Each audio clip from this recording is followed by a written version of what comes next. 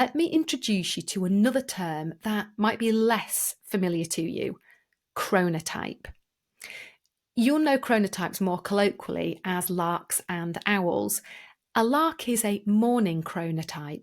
That means they tend to have a preference for early rising and perform better in the earlier part of the day. Owls are referred to in research literature as having an evening chronotype, which means their best performance comes later in the day. And then there are people who have no distinct preference, and they're known as having an intermediate chronotype.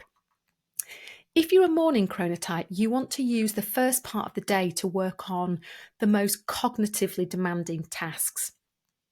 Let's say you have to prepare a presentation that involves many different sources of information. You've got to comb through these different sources, pull out key bits, possibly go on the hunt to find something that you thought was in one of the sources that isn't, and then you've got to synthesize your key points. Well, this is best done before lunch.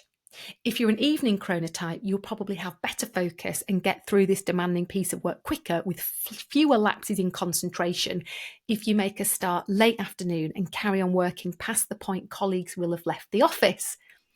And I think owls who become parents have life tougher than owls because, generally, or larks, because not only do children wake early and demand our attention at a time you'd usually want to be fast asleep, well, you're hit by the double whammy of your most productive time of day being the time you also want or need to be at home with your kids.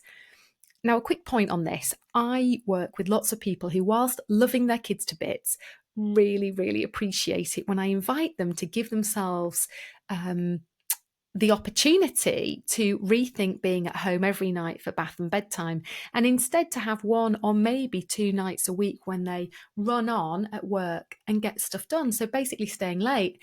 And I think this is an especially useful tactic for owls.